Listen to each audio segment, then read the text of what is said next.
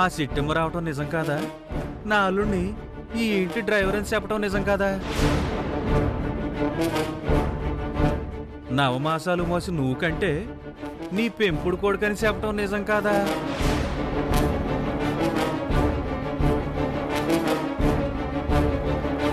అందుకే కదా ఈ సంబంధం నాశనం అయిపోయింది. ఇంకా మాట్లాడొద్దంటావేంటక్క? మావయ్య, ఆ చిట్టమ్మ ఎందుకు వచ్చిందో నిజంగా నాకు తెలియదు. నన్నెందుకు డ్రైవర్ అంటుందో నిజంగా నాకు తెలీదు. పెంపుడు కొడుకని ఎందుకు చెప్పిందో కూడా నాకు తెలీదు. ఆ విషయం అడుగుదామనుకునే లోపే ఆ అమ్మాయి వెళ్ళిపోయింది మావయ్య. నోరుముయిరా శాతకాని సన్నాసిని.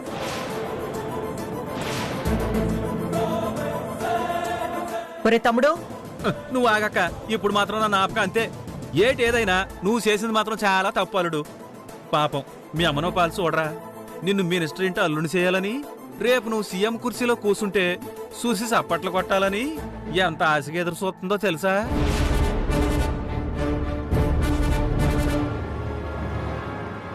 అట్లాంటి మనిషికి నువ్విచ్చే బహుమతి ఇదే? నిన్ను గుడ్డిగా నమ్మిన తల్లికి ద్రోహం చేయడానికి నీకు మనసు ఎలా వచ్చిందిరా? అసలు నువ్వు కొడుకువేనా? మావయ్య, నువ్వు ఓవర్గా మాట్లాడుకో. ఏంట్రా ఓవర్గా మాట్లాడుకోవడంది? మా అక్క కాబట్టి జరిగిందంతా తెలిసినా నీ మీద ప్రేమతో మౌనంగా ఉండిపోయిందిరా. కానీ నేను అలా కాదు. నువ్వు చేసింది ముమ్మాటికి తప్పే. ఇప్పుడే వెళ్ళి ఆ సిట్టెమ్మ జుట్టు పట్టుకుని రోడ్డు మీద ఈడ్చుకొచ్చి కుక్కను కొట్టించినట్టు కొట్టించకపోతే నా పేరు అవతారమే కాదు. మావయ్య, పెళ్లి చెడిపోవడానికి తనకు ఎలాంటి సంబంధం లేదు. ఉందే, ముమ్మాటికి ఈ పెళ్లి అదే సెడగొట్టింది. దాని అంతు చూడకపోతే నా పేరు అవతారమే కాదు. మావయ్య, నువ్వే గనక పని చేస్తే నువ్వు మేనమామ అని కూడా చూడ్ను. అంటే ఏటి? దానికోసం నువ్వు నన్ను చంపేస్తావా? చంపేస్తానని చెప్పట్లేదు మావయ్య. నువ్వు గనక చిట్టమ్మకు అపకారం తలపెడితే మాత్రం చూస్తూ క్షమించను. క్షమించుకో. నన్ను చంపేరా, నన్ను చంపే. నీ చేతులతో నన్ను చంపే. మావయ్య, నా పేక పిసి చంపేరా, చంపేరా. మావయ్య, తమ్ముడు,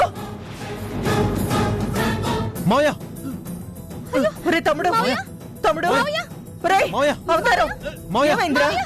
మావయ్య, మావయ్య, చూస్తారేంటి? డాక్టర్ కి ఫోన్ చేయండి. మావయ్య, రేయ్, మావయ్య, అవతారం, మావయ్య. తమ్ముడు, తమ్ముడు. Hello doctor.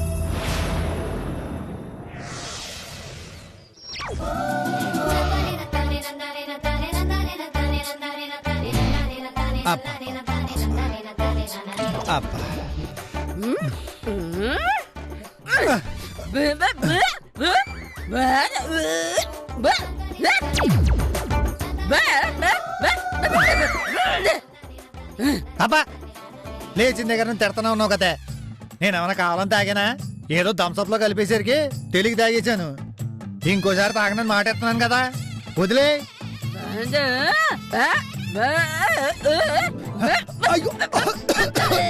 అమ్మా, ఇంకెప్పుడు తాగనని మాటిచ్చాడు కదా, ఇంకా ఎందుకో? ఓకే, ఇందా.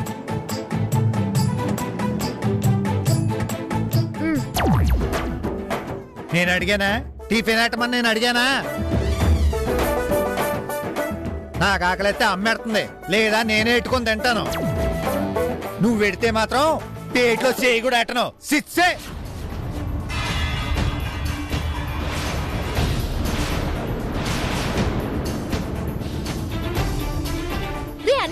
ఏటా నువ్వు చేసిన పని? నేను చేసింది కరెక్టేనే. అన్నయ్యను కూడా చూడకుండా అందరు చూస్తున్నారని జ్ఞానం కూడా లేకుండా నా మీదే చేసుకుంటావా? అంటే నీ కంటికి నేను ఎదవలా కనపడుతున్నానా? ఇప్పుడు చెప్తున్నా, నేను నువ్వు పెట్టిన టిఫిన్ అయినా కూడైనా సరే నేను మొట్టనంటే మొట్టనంతే. ఆపు నీ ఎదవ సోది. అసలు నీకెవరు టిఫిన్ పెట్టారు? నా ముందెట్టి నీకెవడెట్టాడంటావేంటే? అవును, నేను నాన్న కోసం ఎట్టాను. ఏదో తమరి మీద ప్రేమతో ఎట్టినట్టు ప్లేట్ ఎత్తుతావా? ఈ రోజు నీకు టిఫిన్ కట్రా. అదేంటే? అదంతే. నాన్న కోసం పెట్టిన టిఫిన్ నేలపాలు చేసావు. ఇప్పుడు నీ టిఫిన్ నాన్నకెడతాను. ఈ పూట పస్తుండు, సరిపోద్ది నీకు. అమ్మా, చూసావా ఎంత మాట అందో? ఈ పూట నాకు టిఫిన్ ఎట్టదంట. నీకు టిఫినే కాదురా, అసలు నీకు ఇంట్లో స్థానమే లేదు. అది కాబట్టి నిన్ను పందెం కోడిని మేపినట్టు మేపుతాంది. ఏంటి నాన్న, నువ్వు నన్నే అంటావా? అనటం కాదు, పెద్దోడు అయిపోయావు. పెళ్ళొయ్యి వచ్చిందని ఒగ్గేశాను. లేదంటేనా తాగొచ్చి చేసిన రచ్చకి నిన్ను మెడపట్టి గెంటేసావాణ్ణి. అయ్య బాబు, నాన్న నన్ను క్షమించు నాన్న. ఏదో బుద్ధి తక్కువ తాగేశాను. ఈ జన్మలో మళ్ళీ తాగను. నీకు నీకు మాటేస్తున్నాను. లే, టిఫిన్ ఎట్ననేసరికి కాళ్ళబేరం దాకా వచ్చేసాడు. చిట్టి టిఫిన్ అందులే. ఏటక్క? మన కాలనీలోకి ఎమ్మెల్యే గారు వచ్చారు. మన డోక్రా మహిళలందర్నీ తీసుకొని రమ్మని చెప్పారు. నువ్వు కూడా డోక్రా మెంబర్వే కదా, మన కాలనీ గ్రూప్ లీడర్వి. వస్తావేంటి? సరే అక్క, నానికి అనేకి టిఫిన్ ఎట్టేసొత్తాను, నువ్వు వెళ్ళు. అలాగే చిట్టి. అసలు మాతో మాట్లాడడానికి ఎమ్మెల్యే గారు ఎందుకు వచ్చారబ్బా? ఏంటి? ఏటా రాత్రి నువ్వు తప్పు తాగి వచ్చినావు కదా, ఆ విషయం తెలిసి ఎమ్మెల్యే గారు వచ్చారు అంటుంది మీ అమ్మ. చాలే, ఈడేమైనా దేశాన్ని ఉద్ధరించేస్తాడా ఏంటి? ఆయన వచ్చి సమాధానం చెప్పడానికి. నేను వెళ్ళొత్తాను. అనియా, నువ్వు టిఫిన్ ఎట్టుకొని నాన్న కూడా టిఫిన్ పెట్టేసేయే. వెళ్ళొత్తానమ్మా, వెళ్ళొత్తానా? వెళ్ళొత్తా. చూసారా ఆఖరికి నన్ను ఇంట్లో పని చేయమంటుందా? ఇంట్లో మనుషుల కంటే ఎమ్మెల్యే ఎక్కువైపోయాడు దానికి. అర్థమైనది కదా, మూసుకొని చెప్పింది చెయ్యి అంటుంది. అర్థమైందిలే. చిచ్చి, ఒక్కసారి తాగినందుకే వాల్యూ లేకుండా పోయింది. ఏం చేస్తాం? నువ్వు తినవే, ఆడు తెస్తాడుగా, నేను తింటానులే. తిను.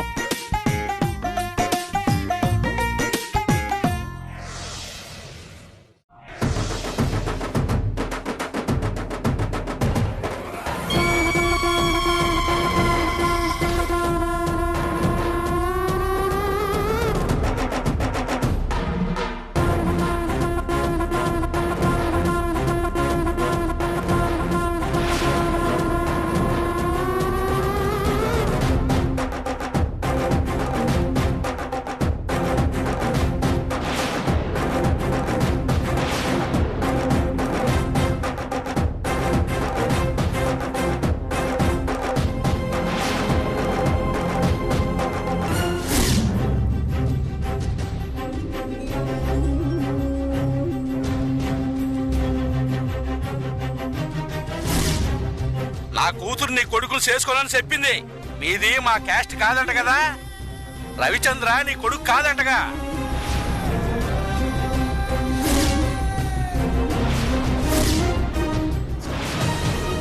నమస్కారం ఎమ్మెల్యే గారు. నమస్కారం అమ్మా. చూసావా, నీకోసం నియోజకవర్గ ఎమ్మెల్యేనైన నేను, మన పార్టీ ఇన్ఛార్జి అప్పలరాజు గారు, మీ వార్డు కాబోయే కార్పొరేటర్లు అందరం ఎదురు చూస్తున్నాం. అయ్యో, నా కోసం మీరెదురు చూడటం ఏంటండి?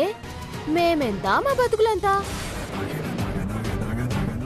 మీరు లీడర్లు, మేము సామాన్యులం. అదేనమ్మ నీ గొప్పతనం.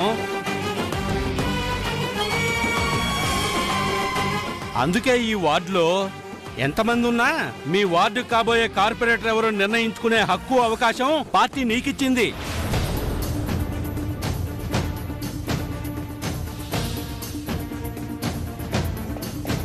ఏంటి సారు మీరేటన్నారు? నాకు ఒక్క ముక్క కూడా అర్థం కావట్లేదు. నేనేటి మా వార్డు కాబోయే కార్పొరేటర్ ని నిర్ణయించడం ఏంటి? నేను అదే చెప్పబోతున్నానమ్మా. ఇన్ఛార్జి గారు, చిట్టమ్మకు అర్థమయ్యేలాగా మన పార్టీ అభిప్రాయాన్ని ఆ అమ్మాయికి వివరించండి. అలాగే సారు. చూడు చిట్టమ్మ, ఈ వార్డుకి కార్పొరేటర్ అవ్వాలని ఇద్దరు తహతహలాడిపోతున్నారు.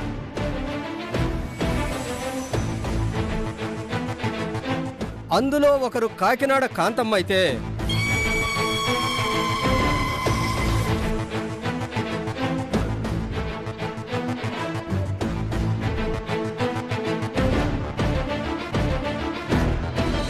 మరొక అభ్యర్థి గజ్జల గంగమ్మ.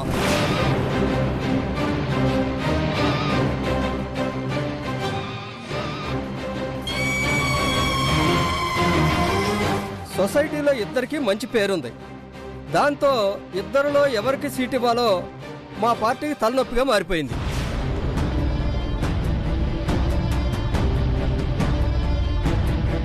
అందుకని ఇద్దరిలో ఎవరైతే వార్డుకి కార్పొరేటర్ కావాలని మీరు కోరుకుంటున్నారో వాళ్ళని మీరే స్వయంగా ఎన్నుకోవచ్చు. మీరు ఎవరినైతే ఎన్నుకుంటారో వాళ్ళకే మా పార్టీ కార్పొరేటర్ టికెట్ ఇస్తుంది. ఇదమ్మా అసలు విషయం.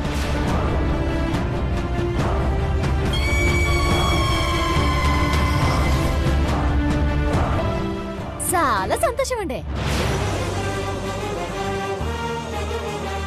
మా వార్డుకి ఎవరు కార్పొరేటర్ గా వస్తే మాకు న్యాయం చేస్తారో వాళ్ళని కార్పొరేటర్ అభ్యర్థిగా ఎన్నుకునే అవకాశం మాకిచ్చినందుకు మీ పార్టీకి మేమెంతో రుణపడి ఉంటామండి. కాకపోతే ఇవన్నీ మీరు కూర్చొని మాట్లాడుకోవాల్సిన విషయాలండి. మధ్యలో నేనేసేస్తానండి. అక్కడే ఉందమ్మా కిటుకు. ఈ వార్డు మొత్తంలో ఎవరు నీతిగా ఉంటారో ఎవరు నిజాయితీగా పనిచేస్తారో అని ఎంక్వైరీ చేస్తే ఫైనల్ గా నీ పేరే అని తేలిందమ్మాయి.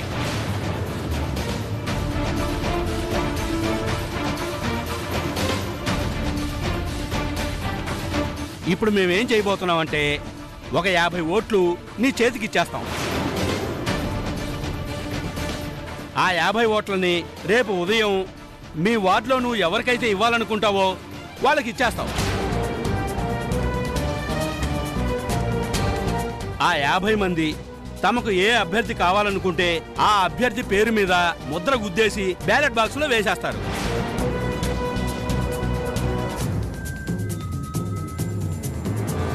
ఆ 50 ఓట్లలో ఎవరికైతే ఎక్కువ ఓట్లు వస్తాయో వాళ్ళని మేము కార్పొరేటర్ అభ్యర్థిగా ప్రకటించి టికెట్ ఇచ్చేస్తాం.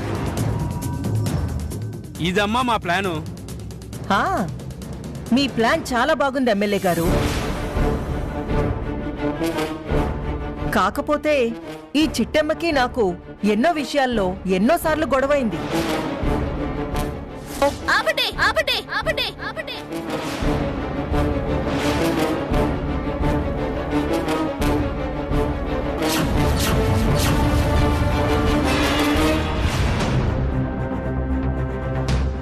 ఇప్పుడు ఆమె చేతికి ఓటిస్తే రేపొద్దున ఆమె నాకు వ్యతిరేకంగా పనిచేయదని నమ్మకమేంటి? హలో కాకినాడ కాంతమ్మ గారు, మనిద్దరి మధ్య ఎన్నోసార్లు గొడవైన ప్రతిసారి మీరే నాకు క్షమాపణ చెప్పారు. అది మర్చిపోయారా ఏంటి?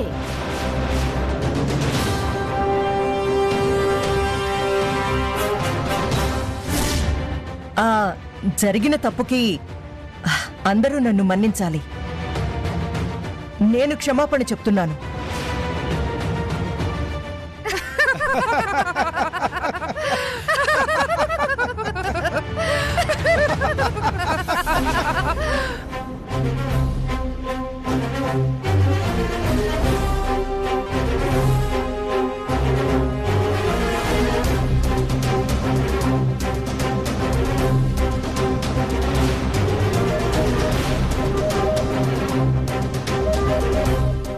ఆపండి.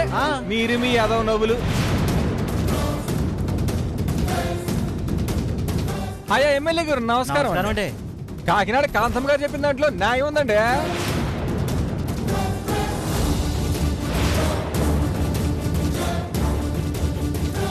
పైగా సిట్టం కంటే వాళ్ళ నాన్న కంటి ఆపరేషన్ కి చాలా డబ్బులు ఖర్చు అవుతుందండి. పొరపాటున ఓ 10 ఓట్లు అటు అమ్మేసుకుంటే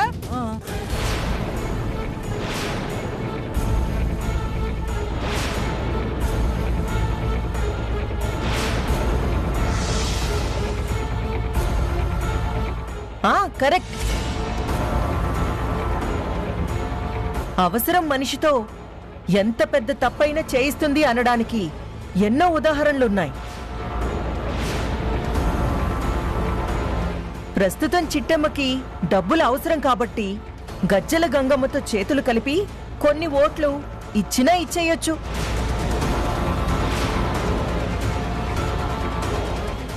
అప్పుడు ఆటోమేటిక్గా నేను ఓడిపోవచ్చు. కరెక్ట్ అండి. అలా జరగదని మీరు చెప్పగలరా? మీరు గ్యారంటీ ఇవ్వగలరా?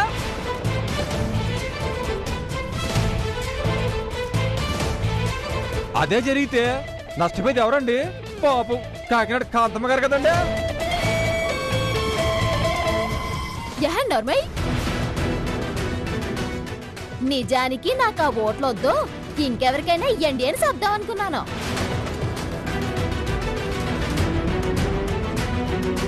కానీ కాకినాడ కాంతమ్మ గారి మాటిన్నాక నాకు బదులుగా ఇంకెవరికైనా ఓట్లిస్తే వాళ్ళతో లాలుచి పడి కాంతమ్మ గారు ఓట్లు కొనరని గ్యారంటీ ఏంటి? నువ్వు గ్యారంటీ తోపులు రాజు.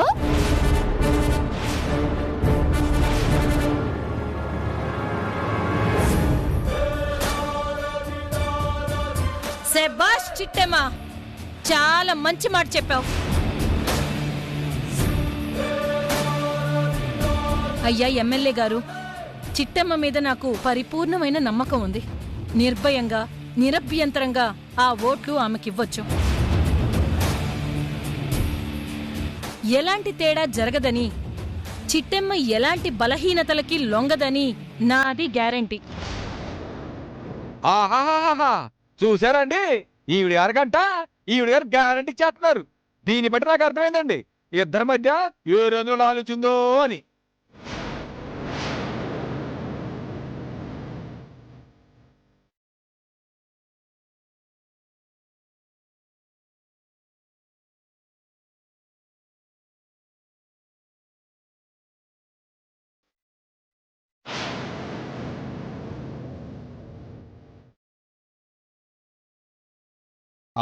కోటిగా కొబ్బరి తోట నీళ్ళు పెట్టాలి కదా.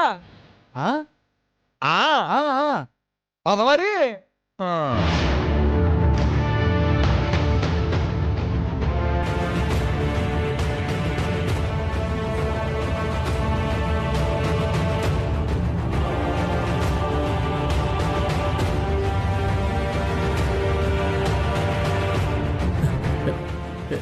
ఇదిగో సిట్టే, ఇవన్నీ పెద్దలకు సంబంధించిన విషయాలే.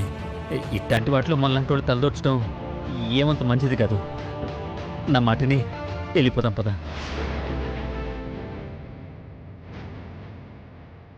నేను కూడా వెళ్ళిపోదామని అనుకున్నాను అన్నయ్య. కానీ నేను వెళ్ళిపోతే ఆ ఓట్లు ఇంకొల చేతికి వెళ్ళిపోతాయి. ఆ తర్వాత ఇంకెవరో తమ డబ్బులతో కొనుత్తారు. కార్పొరేటర్ అయ్యి మరన్ని ఎత్తికెక్కుతారు. అలా జరగకుండా ఉండాలంటే నేనే ఆ ఓట్లు తీసుకోవాలి. ఎమ్మెల్యే గారు, మీరు చెప్పింది చేయడానికి నేను సిద్ధమండి. అలాగేనమ్మా. ఇన్ఛార్జి గారు, తీసుకెళ్లి చిట్టమ్మకి ఆ ఓట్లు ఇవ్వండి.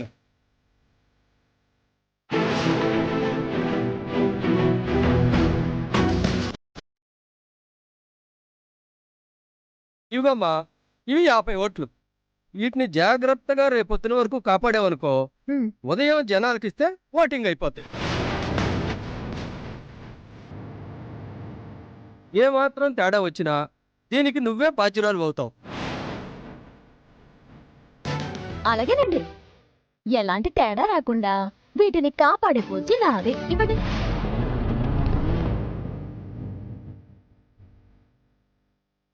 నన్ను నమ్మండి. పదరాని.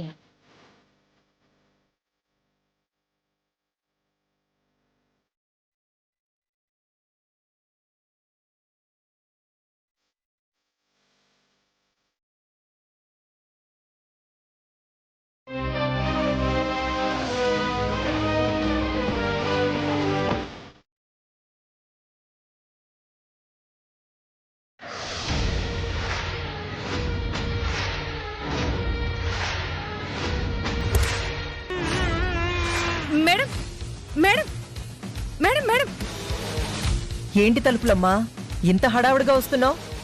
ఏట్లేదమ్మా, నేను నా ఇంటికెళ్ళి పని పూర్తి చేసేసానమ్మా. ఇంట్లో అడుగు పెట్టి పెట్టగానే తల్లి కూతుళ్ళ మధ్య సిచ్చు పెట్టేశానమ్మా. అయితే ఇప్పుడు ఏం చేయమంటావే? శాల్వా కప్పి సన్మానించమంటావా?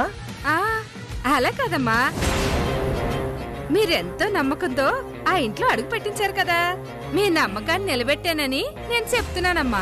తల్లి కూతుళ్ళ మధ్య గొడవలు పెట్టడం, అన్నా చెల్లెల మధ్య పుల్లలు పెట్టడం ఎవరైనా చేస్తారే. కాకపోతే నువ్వు చెయ్యాల్సిన పని ఇంకొకటుంది. ఏటమ్మాది? ఇప్పుడు మా పార్టీ ఎమ్మెల్యే గారు చిట్టమ్మ చేతికి 50 ఓట్లు ఇప్పించారు కదా. చూసానమ్మా. వెంటనే ఆ 50 ఓట్ల నుంచి నాకొక 25 ఓట్లు తీసుకొచ్చి ఇవ్వాలి.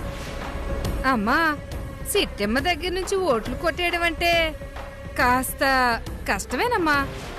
అయితే నీకు డబ్బులివ్వడం నాకు కష్టమే. అమ్మమ్మమ్మమ్మ, అట్ట అనకండమ్మా. పిల్లలు కలరండమ్మా, మిమ్మల్ని నమ్ముకునే బతుకుతున్నాను. అయితే వెళ్ళి ఓ 25 ఓట్లు కొట్టుకొచ్చి నాకివ్వాలి. నా పేరును నేను చేస్తానమ్మా. ఆ ఓట్లు కొట్టేశాక నాకు కనపడు. ఓ అటగేనమ్మా. వెళ్ళు.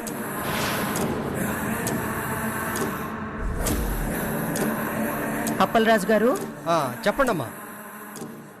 ఈ తలుపులమ్మ మన పని పూర్తి చేస్తుందంటారా? ఈ తలుపులమ్మ పూర్తి చేస్తుందో లేదో గాని ఆ పులిరాజు గారు మాత్రం పూర్తి చేస్తాడమ్మా. పులిరాజా? వాడెవడు? ఇందాక మన మీటింగ్ వచ్చి చిట్టమ్మకి ఎగైనెస్ట్ గా మాట్లాడాడు చూడు, వాడే పులిరాజు. ఓ వాడా? అవునమ్మా, వాడు నాకు ఎప్పటి నుంచో తెలుసు. పైగా ఇలాంటి కంత్రి పనులు చేయడంలో వాడిది అందివేసిన చెయ్యి. తలుపులమ్మ పని పూర్తి చేసిందా సరే, లేదంటే నెక్స్ట్ వాణ్ణే పట్టుకుందాం. వాడి ద్వారానే 25 ఓట్లు రప్పించేద్దాం. సూపర్ అండి. వాణ్ణి చూసినప్పుడే అనుకున్నా, గోతికాడ ఎదురు చూసే గుంట నక్కలా ఉన్నాడని. అయితే ఈసారి చిట్టెమ్మ మీదకి వాణ్ణే పంపిద్దాం. మీరు వెళ్ళండి. తలుపులమ్మతో పని అవ్వకపోతే మిగతా కార్యక్రమం నేను చూస్తాను. సరేనమ్మా.